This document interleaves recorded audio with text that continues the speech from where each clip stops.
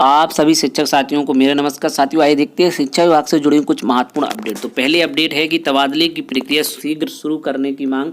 जी हां, अंतर जनपदीय म्यूचुअल ट्रांसफर की यहाँ बात हो रही है, जहां पर तबादले को शीघ्र करने की मांग की गई है, क्योंकि जो जिस प्रकार से आदेश जारी हुआ था उसके हिसाब से जो है शीतकालीन अवकाश तक जो है तबादले की प्रक्रिया को टाल दिया गया। वहीं 69,000 शिक्षक भर्ती अफसर हों पेश। जी हाँ, लगातार 69,000 शिक्षक भर्ती की सुनवाई कोर्ट में चल रही है और वहाँ पर अफसरों को पेश होने की बात की गई। वहीं शिक्षक भर्ती हवन पूजन कर मांगी नियुक्ति। कक्षा 1 से 3 के विद्यार्थियों ने दी नेट परीक्षा। वहीं अटल स्कूलों में जो है शैक्षिक सत्र हुआ शुरू।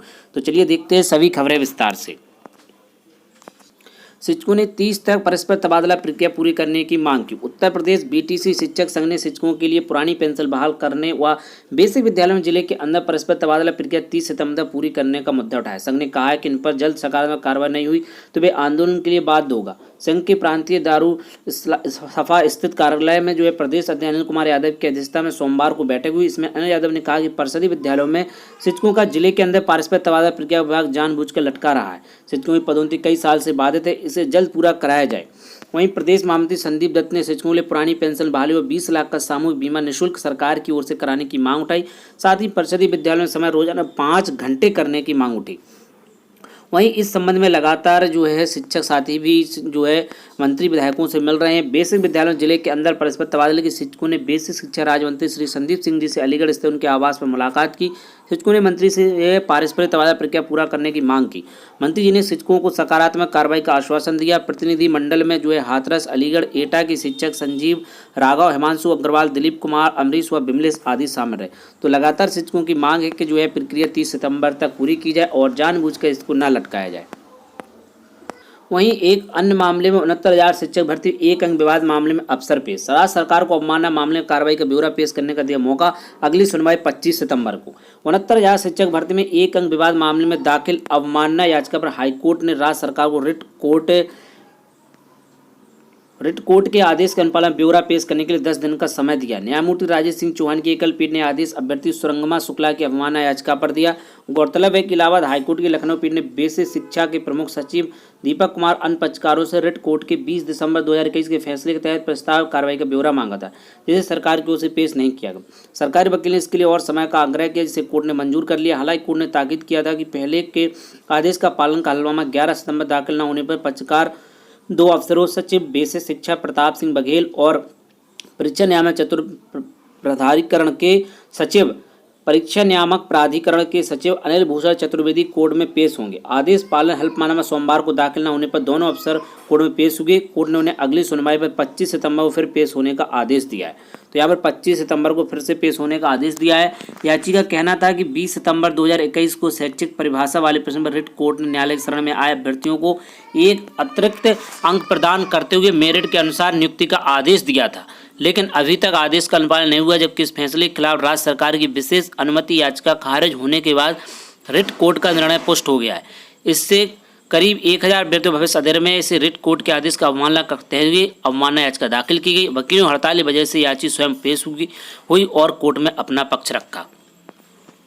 तो लगातार अभ्यर्थी प्रयासरत हैं कि उनकी जो है नियुक्ति हो जाए और यहाँ पर 2 अधिकारी भी पेश हुए हैं। वहीं अभ्यर्थियों ने हवन पूजन कर मांगी नियुक्ति। 69,000 शिक्षक भर्ती में एक अंक से नियुक्ति से वंचित अभ्यर्थियों ने सोमवार तेज बारिश में पूजा अर्चना कर भगवान से नियुक्ति के लिए प्रार्थना की। इको गार्डन 35 दिन से अभ्यर्थी 11 माह पहले दिए गए उच्चतम न्यायालय के आदेश के पालन की मांग कर रहे हैं। अभ्यर्थियों ने कहा है कि 1 नवंबर से नियुक्ति से वंचित होना उनके लिए काफ़ी पीड़ादायक है। हवन पूजन में शामिल दुर्गेश शुक्ल, शुभांशु सिंह, लोकेश शिवम श्रीवास्तव ने कहा है कि बेसिक शिक्षा विभाग हमारे मामले कोई कार्रवाई नहीं कर रहा है। अब हमें भगवान से ही न्याय की उम्मीद है। उन्होंने चेतावनी दी, जल्द ठोस कार्रवाई नहीं हुई तो विधानसभा का घेराव कर अपनी मांगों को सरकार के सामने रखेंगे। अभ्यर्थियों ने कहा है मांग पूरी होने तक आंदोलन जारी रहेगा। वहीं एक अन्य मामले में जो है आरक्षण के मुद्दे पर अपीलों की सुनवाई 15 को। 69,000 सहायक शिक्षक भर्ती मामले से जुड़े 19,000 सीटों पर हुए चयन में एकल पीठ के फैसले को आरक्षण के मुद्दे पर चुनौती देने वाली विशेष अपीलों पर हाईकोर्ट की लखनऊ पीठ में सोमवार को वकीलों हड़ताल से सुनवाई नहीं हो सकी। कोर्ट अब 15 सितंबर सुनवाई करेगा। न्यायमूर्ति विवेक चौधरी और न्यायमूर्ति राम मनोहर नारायण मिश्र की खंडपीठ ने यह आदेश खुद को आरक्षण पीड़ित बताने वाले 13 अभ्यर्थियों की अपील पर दिया। वहीं आरक्षण प्रभावित अभ्यर्थियों ने सोमवार को माननीय मुख्यमंत्री श्री योगी आदित्यनाथ, राज्यपाल आनंदी पटेल तथा बेसिक शिक्षा मंत्री संदीप सिंह जी को जो है पत्र व ईमेल भेजकर न्याय दिलाने की मांग की। अभ्यर्थियों ने पीएमओ को भी इससे जुड़ा पत्र भेजा है। तो यह मामला जो है पूरा 69,000 शिक्षक भर्ती से है और 69,000 शिक्षक भर्ती में कई सारे विवाद हैं और जो कि कोर्ट में चल रहे हैं। उन्हीं में से यह विवाद भी आरक्षण का चल रहा है। वहीं एक अंक को लेकर के भी लगातार हाईकोर्ट में जो है सुनवाई भी चल रही है और जिसको लेकर के 2 बड़े अधिकारी भी वहाँ पर पेश हुए हैं। तो 69,000 शिक्षक भर्ती का मामला कोर्टों में चल रहा है, कई जगह इसकी याचिकाएं लगी हुई हैं। वहीं परिषदीय विद्यालयों में नेट परीक्षाओं का हुआ आयोजन। कक्षा 1 से 3 तक के विद्यार्थियों ने दी निपुण असेसमेंट परीक्षा। बेसिक शिक्षा विभाग ने जो है मनाया आकलन उत्सव। OMR सीट अपलोड करने में परेशान हुए शिक्षक। बेसिक शिक्षा विभाग ने परिषदीय विद्यालयों में पढ़ने वाले विद्यार्थियों के लिए पहली बार निपुण असेसमेंट परीक्षा कराई। इसका उत्तर OMR सीट पर दिया गया। सोमवार को कक्षा 1 से 3 तक के विद्यार्थियों की परीक्षा हुई। इसमें हिंदी और गणित के ज्ञान का मूल्यांकन किया गया। तो प्रयागराज में जिले भर में कुल 2,853 स्कूलों में यह परीक्षा कराई गई। ग्रामीण क्षेत्रों स्कूल में नेटवर्क ठीक न होने के में जो है OMR सीट स्कैन के बाद इसे अपलोड करने में परेशानी का सामना करना पड़ा। हिंदी के प्रश्न पत्र में विद्यालय में एक कहानी को पढ़वाया गया। कुछ प्रश्न भी रहे जिसका उत्तर उस कहानी के आधार पर देना था। हिंदी का एक शब्द देकर उसे इसके दूसरे शब्द भी बताने थे। इसके अतिरिक्त गणित के प्रश्न पत्र में 2 अंकों का जोड़, 3 अंक वाले घटाना संबंधी प्रश्न और 2 अंक का गुणा स्थानीय मान भी पूछे गए। वहीं मैदान में टहलकर खोजा नेटवर्क। नेट परीक्षा प्रातः 9 बजे से 10:30 बजे तक हुई। प्रत्येक विद्यार्थी को बुलाकर OMR सीट भरने में काफ़ी समय लगा। इस सीट को सरल ऐप पर अपलोड करने की जिम्मेदारी शिक्षकों की दी गई थी। कुछ स्कूलों में OMR सीट स्कैन नहीं हो रही थी। कुछ जगहों पर पहला पेज स्कैन करने के पश्चात दूसरा पेज स्कैन करने में परेशानी हुई। नेटवर्क की समस्या ग्रामीण क्षेत्रों में खूब रही। कई शिक्षक मैदान में टहल कर नेटवर्क खोजते दिखाई दी। कुछ स्कूलों में जो है OMR सीट स्कैन तो हो गई लेकिन सेव नहीं हुई। कहीं फाइल सेव हुई तो सबमिट नहीं हो रहा था। शिक्षकों ने बताया सबमिट होने के बाद स्कैन डाटा शून्य हो गया। अपनी परेशानियों को लेकर शिक्षक BRC पर स्थापित कंट्रोल रूम में जो है संपर्क में रहे। कुछ लोगों ने आपस में ही फ़ोन कर एक से दूसरे से जानकारी साझा की। तो यहाँ पर बेसिक विभाग में जो है लगातार प्रयोग हो रहे हैं और लगातार बेसिक विभाग प्रयोगशाला बने हुए। जो भी नए प्रयोग आते हैं वो बेसिक विभाग में ही किए जाते हैं और उसी में से यह एक प्रयोग ही है कि निपुण असेसमेंट टेस्ट जो है ग्रामीण क्षेत्र के स्कूलों में नेट परीक्षा कराया जाए, जहां पर नेटवर्क की समस्या काफ़ी रहती है और मात्र समय दिया गया था कि 1 से 1.5 घंटे के अंदर आपको यह प्रक्रिया संपन्न करनी है और वहां पर नेटवर्क की समस्या काफ़ी रही है। और यह एक प्रकार से जो है अन्य विभागों में चाहे और बड़े स्तर पर, लेकिन इस प्रकार की परीक्षा नहीं होती, यानी कि OMR पर आधारित परीक्षा नहीं होती है और जो है तुरंत ही इसको अपलोड करना, यह प्रक्रिया तो कहीं पर भी जो है नहीं होती है कि 1 घंटे के अंदर यह प्रक्रिया संपन्न की जाए, जिसको लेकर के शिक्षक लगातार परेशान रहे और नेटवर्क की उपलब्धता ना होने की वजह से यह प्रक्रिया जो है बाधित रही है।